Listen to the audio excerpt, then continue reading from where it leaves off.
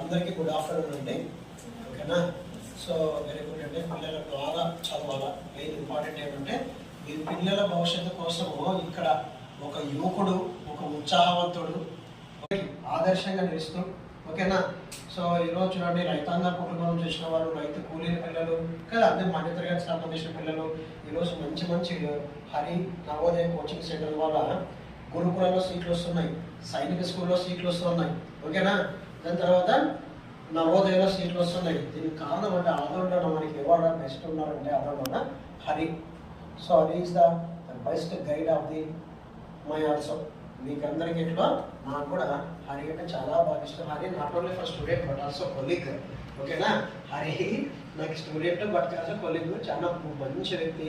Sir చెప్పిన విషయాలు శ్రద్ధగా విని, ఓకేనండి, శ్రద్ధగా విని మీరందరూ కూడా, ప్రతి ఒక్కరు కూడా ఈ ఇన్స్టిట్యూషన్కి, ఓకేనా, మీ తల్లిదండ్రులకి, ఆదంలో ఉన్నటువంటి ఈ ఆల్ ఇన్స్టిట్యూషన్లో చదివేటువంటి పిల్లలందరికంటే మనమే మెరిట్గా రావాలి, ఓకేనా?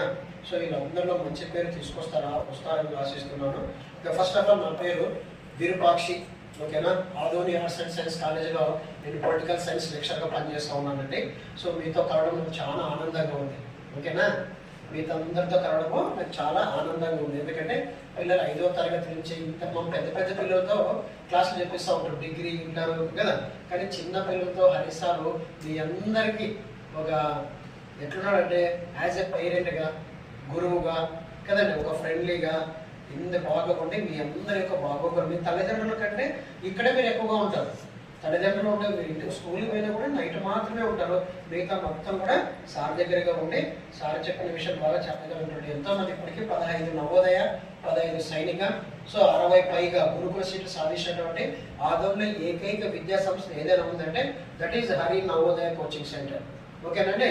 సో ఇది చాలా ప్రౌడ్ ఆఫ్గా చెప్పుకుంటున్నాం. అతను మా ఫ్రెండ్ కావడము, ఓకేనా? అతను ఫ్రెండు, కొలీగు, చూడండి ఎంతో గర్వంగా ఉంది. మీరు కూడా మన సార్లాగా, హరి సార్లాగా మంచి పేరు తీసుకురావాలి, ఓకేనా?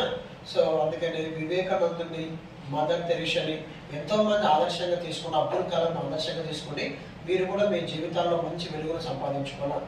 సో వివేకానందుడు ఏమని అంటాడంటే the strength is life but weakness is death అని అంటాడండి. Strength is life but weakness is death అని అంటాడు. అంటే ఏమి? బలమే జీవితము, బలహీనమే మరణము అని అంటాడు. అంటే ఏమి? మనతో ఫస్ట్ ఏం చేయాలంటే మనం అవుతుంది, మనం ఫస్ట్ పాజిటివ్ మైండ్గా ఉండాలి, నాట్ ఫర్ నెగిటివ్. అంటే మనం ఎప్పుడు కూడా ఏదైనా సాధించాలనేటువంటి ఉద్దేశంతో ఉండాలి మనం, ఓకేనా? సాధించాలనే ఉద్దేశంతో ఉండాలి. కాబట్టి అందరూ కూడా, ప్రతి ఒక్కరు కూడా ఎట్లుండాలంటే